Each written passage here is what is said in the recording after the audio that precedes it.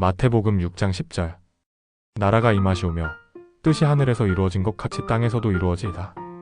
하나님의 뜻을 이루는 삶이란 무엇일까요? 여러분, 우리는 주기도문을 통해 하나님의 나라가 임하고 하나님의 뜻이 이루어지기를 기도합니다.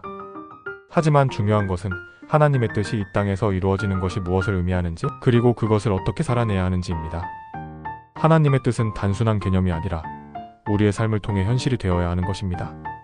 그렇다면 우리는 어떻게 하나님의 뜻을 실천하며 살아가야 할까요? 하나님의 뜻을 이루는 삶의 세 가지 원칙이 있습니다. 1. 하나님을 사랑하는 삶. 마태복음 22장 37절. 예수님께서는 내 마음을 다하고 목숨을 다하고 뜻을 다하여 주 너의 하나님을 사랑하라고 말씀하셨습니다. 우리는 하나님을 사랑한다고 말하지만 실제 삶에서 하나님을 최우선으로 두고 있는가? 돌아봐야 합니다. 하루를 시작할 때 먼저 기도와 말씀으로 하나님과 교제하는 것, 나의 계획보다 하나님의 인도하심을 먼저 구하는 것, 내가 하는 모든 일에서 하나님의 영광을 먼저 생각하는 것, 하나님을 사랑하는 삶은 내 삶의 중심을 하나님께 두는 것입니다. 이웃을 사랑하는 삶. 마태복음 22장 39절. 예수님은 내 이웃을 내 자신과 같이 사랑하라고 하셨습니다. 하나님의 뜻은 내가 속한 가정, 직장, 사회에서 사랑을 실천하는 것입니다. 나에게 상처 준 사람을 용서하는 것, 경쟁하기보다 섬기는 태도로 살아가는 것, 어려운 사람들을 외면하지 않고 돕는 것. 우리가 이웃을 사랑할 때 하나님의 뜻이 이 땅에서 이루어집니다. 3. 하나님이 주신 사명을 감당하는 삶. 마태복음 28장 19절, 20절.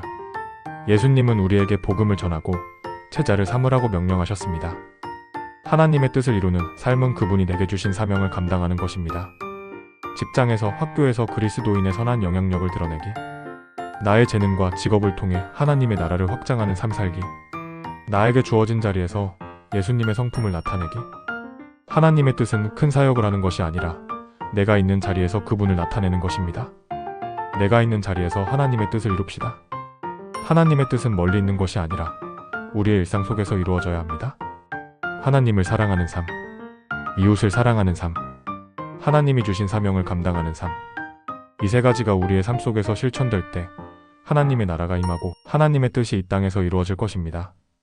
오늘 하루 내가 있는 자리에서 하나님의 뜻을 이루는 삶을 살기를 결단하며 기도합시다. 하나님, 오늘도 나를 통해 하나님의 뜻이 이루어지게 하소서. 아멘.